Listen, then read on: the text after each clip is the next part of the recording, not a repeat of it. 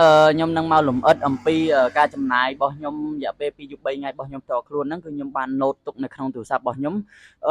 សរុបមកដល់ពេលនេះគឺខ្ញុំចំណាយរហូតតាំងពីចេញទៅរហូតមកដល់ផ្ទះគឺខ្ញុំចំណាយអស់ថាបើសិនបងប្អូនធ្វើដំណើរទៅដើរលេងដោយម៉ូតូខ្ញុំអាចណែនាំឲ្យបងប្អូនកាន់លុយទៅរយៈពេល2យប់3ថ្ងៃគឺបងប្អូនគួរតែកាន់ទៅចន្លោះពីឬក៏ពីសួស្តីបងប្អូនអរគ្នាខ្ញុំបាទកំលី Traveler ចឹងយ៉ាងនេះខ្ញុំនឹងមកចែកម្លែកពីបទពិសោធន៍របស់ខ្ញុំដែលខ្ញុំបានទៅបោះតង់រយៈពេល2យប់3ថ្ងៃនៅខេត្តកោះកុងចឹងចង់ដឹងថានៅពេលហ្នឹងខ្ញុំធ្វើដំណើរដើរលេងរយៈពេល2យប់3ថ្ងៃហ្នឹងគឺខ្ញុំចំណាយលុយអស់ប៉ុន្មានអីប៉ុន្មានចឹងខ្ញុំនឹងមកនិយាយនៅក្នុងវីដេអូមួយនេះចឹងបងប្អូនអាចតាមដានដល់ចប់វីដេអូបានណាបងប្អូនចឹងគឺយើងមានការកត់ទុកជាមួយនឹងការចំណាយផ្សេងនៅឯ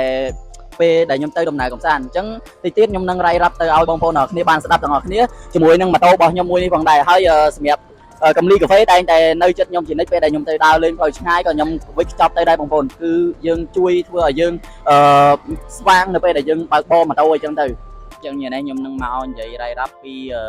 ការចំណាយរបស់ខ្ញុំក្នុងការដើរលេងរយៈពេល2យប់3ថ្ងៃរបស់ខ្ញុំនៅឯខេត្តកោះកុងហើយខ្ញុំវងមកតាមពោធិ៍សាត់បាត់ដំបងជាមួយនឹង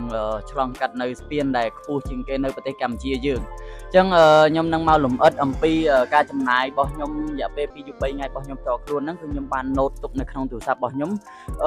សរុបមកដល់ពេលនេះគឺខ្ញុំចំណាយរហូតតាំងពីចេញទៅរហូតមកដល់ផ្ទះគឺខ្ញុំចំណាយអស់195,000 រៀល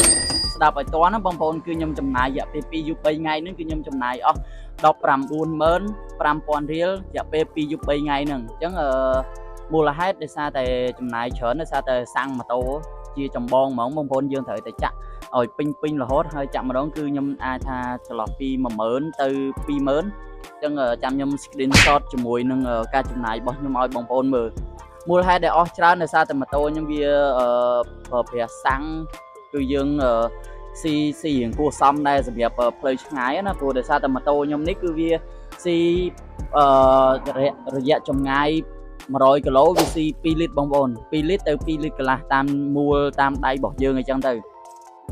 ញ្ចឹងការចំណាយរបស់ខ្ញុំផ្សេងទៀតគឺមានបាយមានអីអញ្ចឹងខ្ញុំ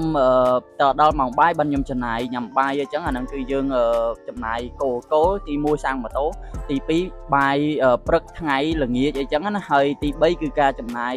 សម្រាប់ការបោះតង់នៅឯសមុទ្របើនៅក្នុងព្រៃគឺខ្ញុំអត់បានចំណាយអីផ្សេងក្រៅពីនឹងក្រៅពីម្ហូបអាហាររបស់យើងទេអញ្ចឹងម៉ូតូខ្ញុំគឺ100គីឡូវាស៊ី2លីត្រទៅ2លីត្រកន្លះតាមដៃដែលយើងមួលឡើងចុះតាមដៃដែលយើងបើកវាហើយការចំណាយរបស់ខ្ញុំដូចជាអត់មានអីច្រើនទេបងប្អូនចែកម្លែកពីខ្លួនខ្ញុំទៅខ្ញុំ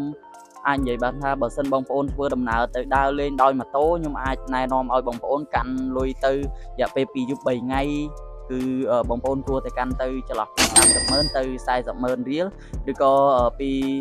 $75ទៅ$100អញ្ចឹងទៅអាហ្នឹងគឺការត្រៀមទុកណាបងប្អូនព្រោះយើងអត់ដឹងថាម៉ូតូយើងវាមានបញ្ហាតាមផ្លូវអត់ទេប៉ុន្តែបើ